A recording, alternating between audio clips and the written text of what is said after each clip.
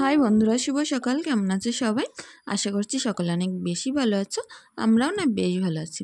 তো আজ মাহে রমজানের 29তম রোজা আজ। তো যাই হোক, আমাদের এই কদিনের মধ্যে কিন্তু মনে হচ্ছে যেন রোজাটা শেষ হয়ে যাচ্ছে। দেখতে দেখতে কিন্তু 1 মাস হয়েই গেছে, কিন্তু মনে হচ্ছে যেন এই তো শুরু হলো আর আমাদের মাঝ থেকে রোজাটা চলেও যাবে। আর খুশির আনন্দের ঈদও আমাদের সামনে চলে এসছে। তো সেটাই তোমাদের সাথে শেয়ার করতে চলেছি যে ঈদের সময় কিভাবে আমি ডাস্টিংয়ের কাজ করে থাকি, ঘরবাড়ি পরিষ্কার পরিচ্ছন্ন করি, আর কিভাবে সমস্ত জিনিসপত্র গুছিয়ে তারপরে ধুলো বালি পরিষ্কার করে সমস্ত সানসেট বলো নিচে বলো সবগুলোই আজ পরিষ্কার করব। প্লিজ পুরো ভিডিওটি জুড়ে পাশে থেকো। আশা করছি তোমাদের অনেক বেশি ভালো লাগবে আর দেখতেও পাবে সারাদিন সকাল থেকে সেই রাত 12টা পর্যন্ত আমি কি কি কাজ করে থাকি আজ তোমাদের সাথে সেটাই শেয়ার করতে চলেছি। যাই হোক, সকালের এই কাজগুলো তোমরা যারা আমার নিয়তন ব্লগ দেখে থাকো তারা তো নিশ্চয়ই জানো কত কষ্ট করে তাড়াতাড়ি করে দোকানে যেতে হয়। তো সেটাও আজও বলার মতো আর কিছু নেই। সেরকমভাবে আজও তাড়াতাড়ি কাজগুলো করে গুছিয়ে নিয়ে আমি একটুখানি ওদিকে বাইরের দিকে যাব। আরও আমার যে সকল কাজগুলো আছে, উঠোন ঝাড়ু দেয়া, পুকুরে বাসন মাজা আর জামা কাপড় ধোয়া, তো সেগুলো তোমাদের সাথে শেয়ার করতে চলেছি। প্লিজ পুরো ভিডিওটি জুড়ে পাশে থেকো। তো দেখো, বিছনাটা যেমন তেমন প্রকারে গুছিয়ে নিলাম, নিয়ে কিন্তু ও ঘরে চলে যেতে হবে, কারণ ও ঘরের বিছনাটাও একটুখানি টান টান করে গুছিয়ে ঝাড়ু দিয়ে নেব। তারপরে ঘরবাড়িগুলো পরিষ্কার করে ঝাড়ু দিয়ে নেব। তো বাচ্চা কাচ্চা ছোটো থাকলে কিন্তু এমনই হয়, ঘরবাড়ি যতই গুছিয়ে রাখার চেষ্টা করি তবে হুড়োবে, নোংরা হবে, তো এটা স্বাভাবিক। তো ক্যামেরার সামনে যতটা না বেশি গোছাই তার পিছনে আরও বেশি গোছাতে হয়। সারাদিন গুছিয়ে উঠতে পারি না, আর সবসময় ক্যামেরা অন করে কাজ করতে গেলে একটু দেরি হয়ে যায়। তো যাই হোক, এই ঘরটা আমি এখন একটুখানি ঝাড়ু দিয়ে পরিষ্কার করে নেব। তো সকালবেলা ভাবছিলাম কত তাড়াতাড়ি করে দোকানে যাব, দোকান থেকে বন্ধ করে আবারও বাড়িতে আসবো, দুপুরবেলায় এসে কিন্তু ডাস্টিংয়ের কাজগুলো করব। তো সে একটা চিন্তা মাথায় ছিল। আর দোকানে এই ঈদের টাইমটায় না এত প্রচণ্ড ভিড় হচ্ছে বলার কথা নয়। তো টুকিটাকি ভিড় হয়তো খুব বেশি বড় অ্যামাউন্টের ভিড় না, অল্প অল্প টুকিটাকি খরিদ্দার, কিন্তু প্রচুর পরিমাণে কষ্ট হয়ে যাচ্ছে। সারাদিন ধরো এদিকে বাড়ির কাজ করে দোকানটা সামলাতে হচ্ছে, দোকানে এত প্রচুর ভিড় হচ্ছে যে সেই সন্ধ্যা পর্যন্ত একটানা দাঁড়িয়ে দোকানদারি করা, তারপরে ঈশার পিছনে ছোটাছুটি করা, সিমরানের পড়তে নিয়ে যাওয়া, পড়তে বসানো, নিজের রান্না বান্না করা, নিজের কিছু কাজ থাকে সেগুলো করা, এগুলো করতে করতে এখন যে এই কটা দিন কি বলবো সন্ধে হচ্ছে, আর দুটো পা আমার যন্ত্রণায় পুরো ফেটে যাচ্ছে, এতটাই পরিমাণে কষ্ট করে এই কাজগুলো আমার করতে হয়। তো যাই হোক, এখন ঘরবাড়িগুলো ঝাড়ু দিয়ে মাছেদের একটুখানি খেতে দিতে যাব। এই অলে যে মাছগুলো দেওয়া আছে এটা আমাদের পুকুর না, আমাদের বেরোনোর রাস্তার অলের পাশেই কিন্তু এরকম জলকট টাইপের করা আছে।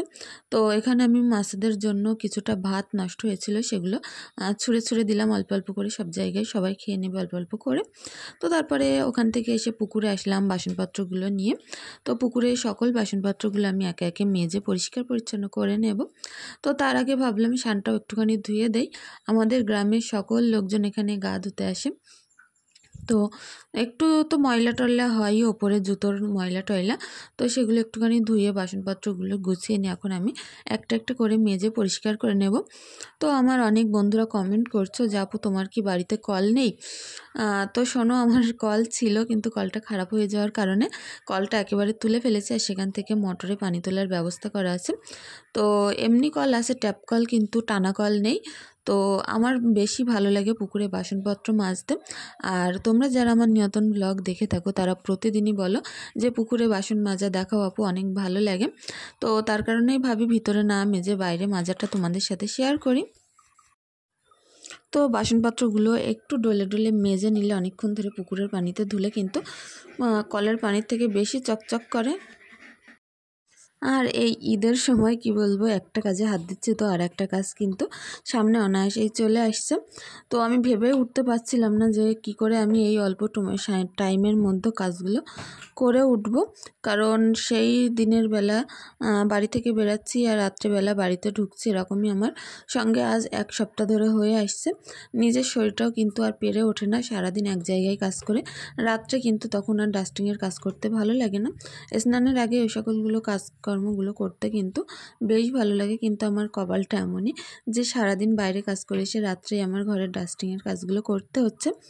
আর বছরের সবথেকে বড় পার্বণ বলে কথা ঈদুল আজহা, তো এই সময় এই ঈদের টাইমটাই সবসময় একটু মনে করি যে পরিষ্কার পরিচ্ছন্ন করে গুছিয়ে রাখবো সব কিছু যেন মোটামুটি একটু টিপটপ করে রাখতে পারি, মন থেকে না সেটা বেশি ভালো লাগে। তো এখন পোটোটাও একটুখানি ঝাড়ু দিয়ে নিচ্ছি। এটা কখনোই আমি মুছে পরিষ্কার করে রাখতে পারি না, কারণ আমাদের পাশের বাড়ির অনেকগুলো ছাগল আছে, আর আমি তো সারাদিন বাড়িতে থাকি না। ওরা সারা দিন এই পোটেই শুয়ে বসে কাটিয়ে দেয়, কারণ এখানটা অনেক ঠান্ডা থাকে। আর তারপরে উঠোনটাও এখন ভালো করে ঝাড়ু দিয়ে নেবো। গাছগাছালিগুলো দেখতে পাচ্ছি, 2-1 দিন না বৃষ্টি হয়েছে, আর গাছগাছালিগুলো এত বড় বড় হয়ে গেছে, ঘাস তারপরে লতাপাতা গাছগুলো। তো এগুলো একটুখানি পরিষ্কার করে ফেলতে হবে, তা নয় উঠোনটা ঝাড়ু দেওয়াই যাচ্ছে না। গাছের ফাঁক দিয়ে দিয়ে ঝাঁটা দিয়ে ময়লা বের করতে যে এতটা পরিমাণে কষ্ট হয় তা কি বলবো। যদি টানা পরিষ্কার উঠোন হয় সেটা ঝাড়ু দিতে কিন্তু বেশিক্ষণ টাইম লাগে না, লম্বা ঝাঁটা দিয়ে ঝাড়ু দেওয়া হয়ে যায়। কিন্তু যখন উঠোনটা এরকম অবস্থা থাকে তখন লম্বা ঝাড়ু দিয়ে কিন্তু ঝাঁটা দিয়ে ঝাড়ু দেওয়া যায় না। তখন এরকম ছোট্ট ছোট্ট ঝাঁটা দিয়ে ঝাড়ু দিতে গেলে, আর এর ভিতর থেকে গাছের ভিতর থেকে ঝাড়ু দিয়ে দিয়ে ময়লা বের করতে গেলে কিন্তু জীবন পুরো শেষ হয়ে যায়, কারণ সিজারের কারণে কোমরের অনেকটা সমস্যা হয়ে গেছে।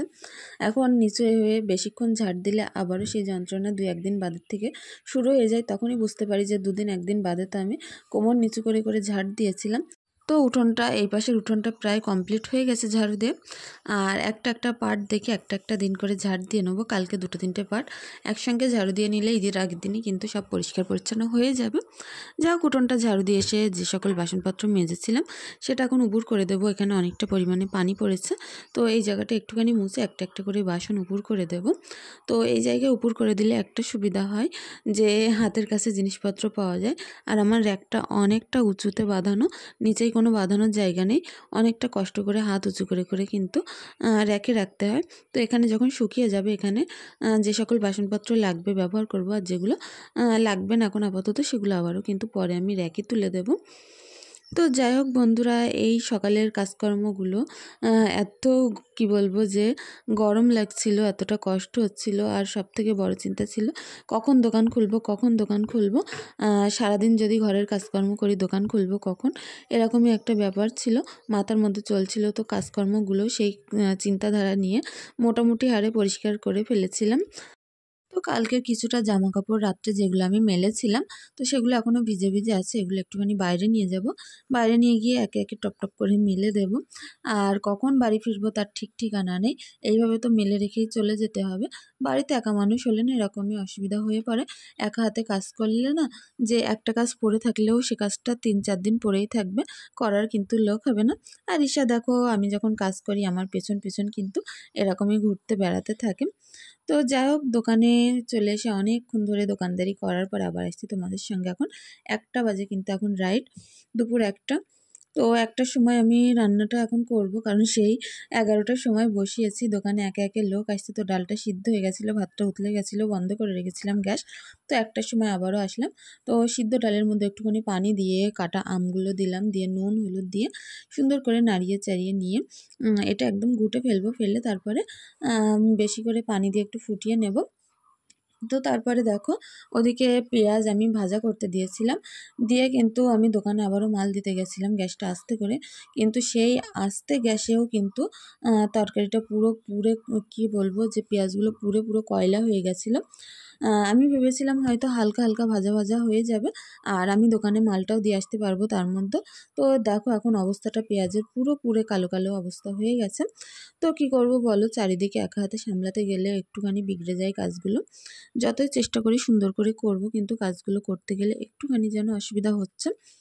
তো এর মধ্যে এখন আমি পেঁয়াজটা সুন্দর করে লাল লাল করে ভেজে নেব। আর শুকনো লঙ্কা তো আমি আগেই ভেজে নিয়েছি। তো এগুলো দিয়ে কিন্তু আমি আলু সেনা করব। তো তার মধ্যে 2টো ডিম আমি ছিলে নেব। সিমরান একটা খাবে, আমার হাজব্যান্ড একটা খাবে, কারণ আমি ডিম খেতে অতটা ভালোবাসি না। আর ঈশার যেহেতু আজকে 1 সপ্তাহ ধরে পেটের প্রবলেম চলছে, তো ঈশাকেও কোনো প্রকার ডিম আমি দেবো না। ভাতের ভিতরে আর 2টো আছে, সেটাও রাত্রে ওদের দুজনকে 2টো দিয়ে দিলে হয়ে যাবে। তো ঈদের এই কটা দিন যে কেনাকাটা করতে, এটা করতে সেটা করতে কতটা বেশি খরচ হচ্ছে সেটা তোমাদের সাথে বলে বোঝাতে পারবো না। তো ভেবেই নিয়েছি ঈদের আগে পর্যন্ত একটুখানি খরচটা সেভ করে চলবো। তো তার কারণেও আজও কিন্তু আমি সিদ্ধ ভাত, সিদ্ধ ডাল, সিদ্ধ আলু, সিদ্ধ ডিম এরকম সব সিদ্ধ সিদ্ধ করেছি। তো সিদ্ধ ডাল দিয়ে কিন্তু ডাল ছানা খেতে প্রচুর ভালো লাগে, অনেক বেশি মজার হয়। মাছ মাংস ফেলে থুই আমার তো মনে হয় ডাল ছানা দিয়েই ভাত খেয়ে নিই। তো দেখো এখন সুন্দর করে আলুটা ছেনে নিচ্ছি শুকনো লঙ্কা আর পেঁয়াজ ভাজা দিয়ে, আর এর মধ্যে একটুখানি নুন দিয়েছিলাম, দিয়ে ভালো করে ছেনে এটা সাইড করে রেখে বাটির মধ্যে কিন্তু ডাল আছে, আর ওর মধ্যে একটা শুকনো লঙ্কা আর একটা পেঁয়াজ কুচি, কাঁচা পেঁয়াজ কুচি আমি দিয়ে রেখেছি, সেটা এখন আমি সুন্দর করে ছেনে নিচ্ছি। আর ওই সাদা বাটিটার মধ্যে কিন্তু ইসার জন্য একটুখানি ডাল আছে, আর শুধু একটুখানি পেঁয়াজ আর তেল আছে ইসার জন্য, ওটা আমি ছেনে রেখে দেবো আলাদা করে। এটা একেবারে ঝাল ছাড়াই ছিল। রান্নাটা ধরো প্রায় কমপ্লিট করে ফেললাম। এখন দোকানের দিকে এসে যে সকল মালপত্রগুলো লেখার ছিল, বাকি ছিল, সেগুলো লিখছিলাম। আর যেগুলো অর্ডারি খাতায় ভরে ভরে লিখতে হবে, মালগুলো আনতে হবে, সেগুলো অর্ডারি খাতা ভরে ভরে লিখছিলাম। তো যাই হোক বন্ধুরা, ভেবেছিলাম বিকালে বাড়ি গিয়েই ডাস্টিংয়ের কাজগুলো কমপ্লিট করব, কারণ আমার সানসেট দুটো এত বেশি নোংরা হয়েছে বলার কথা নয়। কিন্তু বাড়িতে আসতে পারলাম দোকান বন্ধ করে রাত 8টার সময়। হাজব্যান্ডের কাছে দোকানটা দিয়ে চলে এসেছি। তো এটা কি বলতে পারো, এটা মনে হচ্ছে যেন চাউমিন, কিন্তু ওটা কিন্তু চাউমিন ছিল না, ওটা ছিল মোটা সিমুই, আর এটা ছিল লাচ্চা, আর এগুলো ছিল ম্যাঙ্গো ফ্লেভারের লাচ্চা। এটা একেবারে আমের মতো সেন্ট বেরোচ্ছিল, নতুন উঠেছে এখন এগুলো। হাজব্যান্ড দেখতে পেয়ে ভাবলো নতুন জিনিস যখন বাড়িতে নিয়ে যায় ঈদের সময় খাওয়া যাবে, তো সেটা নিয়ে এসেছিল। তারপরে ভাজা সিমুই নিয়ে এসেছি, এই সিমুইটা যে আমার এত বেশি পছন্দ, একদম সরু সরু পুরো ঝুরি ঝুরি সিমুই। তো এই সিমুই নিয়ে এসেছিলো বেশ অনেকটাই, কারণ সবথেকে বেশি পছন্দ আমার এই সিমুইটা।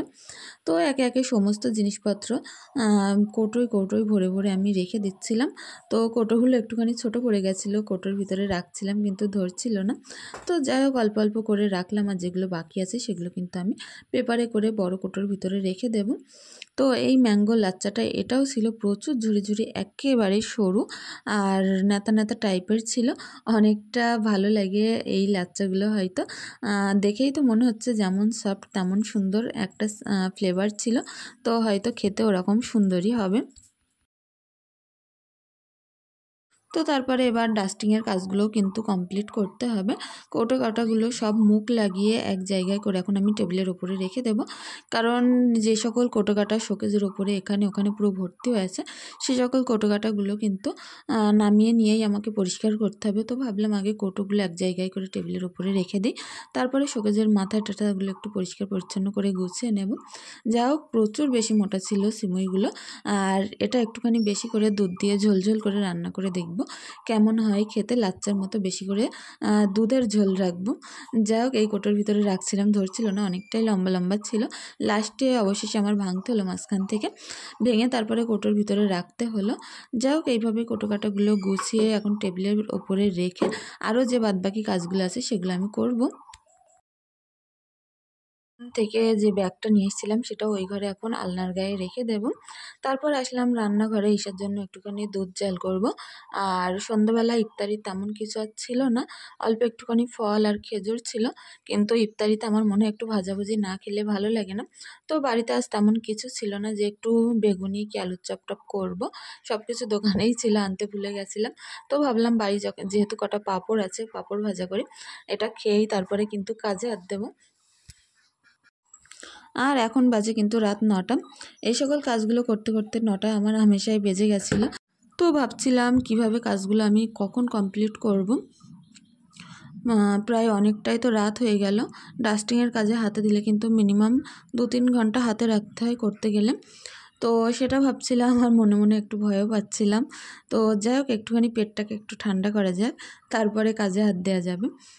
সারাদিন ধরো না খেয়েই কাজকর্মগুলো করতে হয়, আর তারপরে ইফতারি বেশি কিছু করলে আর কিন্তু কাজকর্ম করা যায় না। তো হালকা পাতলা ইফতারি ছিল, এখনও ভাত খাইনি। সকল কাজকর্ম করে তারপরে দেখি অনেক রাতে একেবারে সেরি খাওয়ার জন্য একেবারে ভাত খেয়ে শুয়ে পড়বো। তো দেখো আমার সানসেটটার অবস্থা অনেকটা বেশি খারাপ ছিল। তো সানসেটটা একটুখানি গুছিয়ে নেব, পাকাটাও অনেক বেশি নোংরা হয়েছিল। তো একে একে আমি ঝুলটুলগুলো যে কোনায় কোনায় ঝুলগুলো ছিল, আর সাদা দেয়াল তো একটুখানি ঝুল পড়লে খুব বাজে দেখা যায়, তো সেগুলো আমি পরিষ্কার করে ঝাড়ু দিয়ে দিয়ে নিচ্ছিলাম। সিমরানকে কিন্তু আমি সানসেটের ওপরে তুলে দেব। ও যেহেতু একটু বড় হয়ে গেছে, ওর কাছে ঝাড়ুটা দিলে ও পরিষ্কার করে ময়লাগুলো নিচেই ফেলে দিতে পারবে, আমি তো আর উঠতে পারবো না। হয়তো যদি বাড়িতে একটা বাঁশি সিঁড়ি থাকতো তাহলে আমি নিজে নিজে উঠে পরিষ্কার করতে পারতাম। তো সেটা তো নেই, আমাদের দোকান ঘরে আছে, এখন আনতে যাবে কে এই রাত্রিবেলা। তো সেইভাবেই সিমরানকে তুলে দিলাম। সিমরানের যেহেতু এখন পরীক্ষাটা হয়ে গেছে, আর কটা আছে সেগুলো, আবারও বেশ অনেকদিন ছুটি, তারপরে আবারও পরীক্ষা। তো সেই ভেবেই ওকে দিয়ে একটুখানি পরিষ্কারের কাজগুলো করিয়ে নিচ্ছিলাম। তো দুজনে হয়তো হাতে হাতে করে করেছিলাম বলে অনেকটা তাড়াতাড়ি হয়ে গেছিলো। সিমরান ওপরে উঠে সবগুলো ঝাড়ু দিয়ে পরিষ্কার করে জিনিসপত্রগুলো নামিয়ে দিয়েছিল, আর আমি নিচে থেকে মুছে একটা একটা করে ওর হাতে আবারও বললাম একটুখানি পানি দিয়ে মুছে দাও। তারপরে আবারও হাতে জিনিসপত্র তুলে দেওয়ার পরে ও কিন্তু সুন্দরভাবে গুছিয়ে দিয়েছিল। আর এতটা সরু জায়গায় দেখো ও কিন্তু মোটে নড়াচড়া করতে পারছে না, আর ঝাড়ুটাও দিতে পারছে না। আমি বারবার বলছিলাম সাবধানে কোনা দিয়ে দিয়ে আস্তে আস্তে চলাফেরা করো, তা নয় কিন্তু ভয় লাগছিল অনেকটা বেশি। তো ও এরকমভাবে আস্তে আস্তে ঝাড়ু দিয়ে নিয়েছিল, ময়লাগুলো সব নিচেই ফেলে দিয়েছিল। সমস্ত ঘর এতটা বেশি ধুলোবালি ভর্তি হয়ে গেছিলো বলার কথা নয়।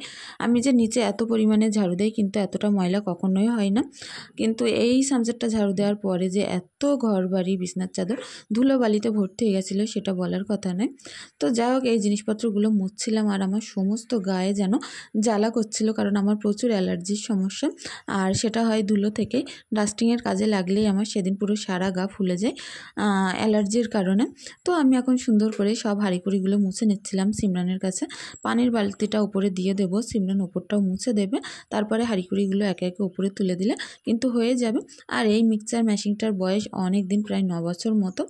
তো এই মিক্সচার মেশিনটা একটুখানি খারাপ হয়ে গেছে, তো সেটা ঠিক করলে আবারও চালু হয়ে যাবে। যেহেতু আর একটা আছে বলে এটার এখন প্রয়োজন পড়ছে না, যখন পড়বে তার আগে ঠিক সারাই করে এনে রেখে দেব।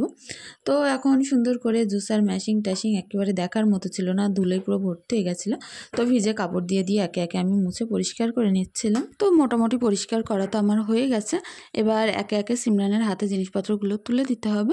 সিমরান ওদিকে ওপরে বসে বসে মুছে দিচ্ছিল, আর মোছাটাও প্রায় ওর কমপ্লিট হয়ে গেছে। বালতিটা ওর কাছ থেকে নামিয়ে নিয়ে একে একে জিনিসপত্রগুলো আমি তুলে দেব। যাই হোক, এখন মনে হচ্ছে যেন গাটা একটু আজুরি লাগছে। অনেক দিন ধরে চিন্তা করছি পরিষ্কার করব একটু সুন্দর করে সাজিয়ে গুছিয়ে রাখবো, কিন্তু সব জায়গা করলেও এটা আমি আর করতে পারি না, টাইমই হয় না। তখন দেখো কেমন ভালো লাগছে জায়গাটা। সব জিনিসই একটু এরকম গুছিয়ে গাছিয়ে রাখলে, একটু টিপটপ করে রাখলে, কিন্তু মুছে রাখলে অনেক বেশি ভালো লাগে দেখতে। তো এইভাবেই তো আমি এটা গুছিয়ে নিলাম। এখন বাকি আছে ওই ঘরটা সানসেটটা পরিষ্কার করতে, তার মধ্যে পাখাটাও ভাবলাম পরিষ্কার করে নেই। তো পাখার গোড়ার দিকে এতটা ঝুল পড়েছিল, সাদা দেয়াল পুরো কালো কালো হয়ে গেছিলো। ক্যামেরায় না অতটা বেশি ভালো আসে না, কিন্তু সেটা কাছ থেকে দেখলে বোঝা যায় যে কতটা বেশি নোংরা। তো পাখাটাও আমি একে একে মুছে পরিষ্কার করে নিচ্ছিলাম। পুরো ব্লেডগুলো একটা একটা করে মুছছিলাম, হাতেই পাচ্ছিলাম না। একটা টুল নিয়ে দাঁড়ালে হয়তো ভালো হতো। খাটের ওপরে দাঁড়িয়ে দাঁড়িয়ে আমি মোছার চেষ্টা করছিলাম, খুব কষ্ট করে মুছতে হচ্ছিল। তো যাই হোক বন্ধুরা, সারাদিনের কাজকর্মগুলো প্রচুর কষ্ট করে তোমাদের সাথে শেয়ার করছি, আর করার মতো এমনও দিন থাকে যে অবস্থা থাকে না। দোকানের ভিড় সামলাতে, বাচ্চা কাচ্চা সামলাতে, আর এবারই ওবারই করতে করতে আমার পুরো জীবন বেরিয়ে যায়। তো তার মধ্যেও চেষ্টা করি যে আমি এই কাজগুলো তোমাদের সাথে শেয়ার করার জন্য। যদি আমার কাজগুলো দেখে তোমাদের একটু হলেও ভালো লাগে, আমার কাছ থেকে যদি তোমরা কিছু শিখতে পারো, আর তোমাদের কমেন্ট পড়ে আমার ভুল ত্রুটিগুলো যদি আমি একটু শুধরে নিতে পারি, তার কারণেই কিন্তু এই কাজগুলো তোমাদের সাথে একটু একটু হলেও শেয়ার করি। তো তোমাদের আজকের ভিডিওটি চেষ্টা করলাম সেই সকাল থেকে রাত 12টা পর্যন্ত যেভাবে আমি কাজকর্মগুলো করি, তো ঈদের আগের দিন ডাস্টিংয়ের কাজ করি, সেটাই শেয়ার করার জন্য। তো এই ঘরের সানসেটটাও তো পরিষ্কার করে নিয়েছিলাম। ওপরে ঈশার দুধের কৌটো পুরো ভর্তি হয়ে গেছে প্যাকেটগুলো, তো সেগুলোও সাজিয়ে গুছিয়ে রেখেছিলাম স্মৃতি হিসেবে, বড় হলে ওকে দেখাবো। আর যাই হোক, এভাবে আমি এখন ঘরবাড়ি ঝাড়ু দিয়ে নিচ্ছিলাম। তোমাদের আমার কাজকর্ম দেখে সারাদিন এত পরিশ্রম খাটুনি দেখা দেখার পরে যদি তোমাদের মন থেকে কিছু ভালো লেগে থাকে, যদি একটু হলেও ভালো লেগে থাকে, প্লিজ কমেন্ট করে জানিও। আর যদি বেশি কিছু ভালো লেগে থাকে প্লিজ চ্যানেলটি সাবস্ক্রাইব করে পাশে থাকতে পারো। আর যারা আমার চ্যানেলটি আগে থাকতেই সাবস্ক্রাইব করে রেখেছো তাদেরকে তো অসংখ্য ধন্যবাদ। আর তোমাদের এই বিন্দু বিন্দু ভালোবাসা জমিয়ে আমার চ্যানেলটা অল্প দিনে অনেকটা বেশি গ্রো করেছে। আমার পরিবারে আজ অনেকজন সদস্য বন্ধু তোমরা হয়ে গেছো। তো তোমরা যেমন আমার মনে করো যে তোমাদের পরিবারের একজন, আমিও তেমনই মনে করি যে আমার পরিবারের আজ অনেকগুলো বন্ধু আমার সঙ্গে আছে, অনেক সদস্যই আমার সাথে আছে, আমাকে একটু একটু করে ভালোবাসা দিয়ে এই জায়গাটায় দাঁড় করিয়েছে। তো এখানে দাঁড়িয়ে একটাই কথা তোমাদের কাছে বলতে চাই, আমার ভিডিওর ভিতরে, আমার কথাবার্তার ভিতরে তোমাদের যদি সামান্য খারাপ লেগে থাকে প্লিজ সেটা ভুল ত্রুটিগুলো একটুখানি শুধরে নিয়ে ক্ষমা সুন্দর দৃষ্টিতে দেখার অনুরোধ রইল। তো চেষ্টা করলাম তো কাজগুলো শেয়ার করার জন্য। আর এখন অনায়াসেই কিন্তু 12:15 বাজে, 11:45 এখন বাজে।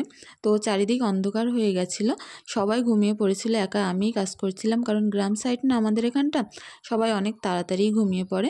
তো হাজব্যান্ড যেহেতু বাড়িতে আসছিল না, হাজব্যান্ডও কাজে ছিল, ও একটু দেরি করে আজ বাড়ি আসবে। আর ঈদের এই 2-1 দিন আগে কিন্তু হাজব্যান্ডেরও কাজের প্রচুর চাপ থাকে, ও বাড়ির দিকে থাকতেই পারে না। তার মধ্যে কাচ্চাদের চুল কাটানো, তারপরে বিভিন্ন কাজ থাকে, সেগুলো কিন্তু সব নিজে হাতে আমাকেই সামলাতে হয়, যার কারণে সারাদিন করতে পারি না। রাত্রে বাড়িতে এসেই এই ডাস্টিংয়ের কাজগুলো আমার করতে হলো। তো গ্যাসের ওপরটাও ময়লা হয়েছিল, সেটাও একটুখানি পরিষ্কার করে নিলাম, নিয়ে কিন্তু এখন স্নান করতে যাব। তো যাই হোক, স্নানটা করে আসলাম, জামাকাপড়গুলো ধুলোয় পুরো ভর্তি হয়ে গেছিলো। তার মধ্যে কিন্তু ঈশা আর সিমরানকে আমি খাইয়ে ঘুম পাড়িয়ে দিয়েছিলাম, দিয়ে আমি স্নানটা করতে গিয়ে স্নানটা আমার এখন হয়ে গেল। আর সমস্ত জামাকাপড়গুলো মেলে দেব, দিয়ে ঘরে গিয়ে এবার একটুখানি রেস্ট করবো। আর সেরিটা এখনই খেয়ে নেবো, কারণ এখন বাজে রাত 12টা। ধন্যবাদ, সকলে ভালো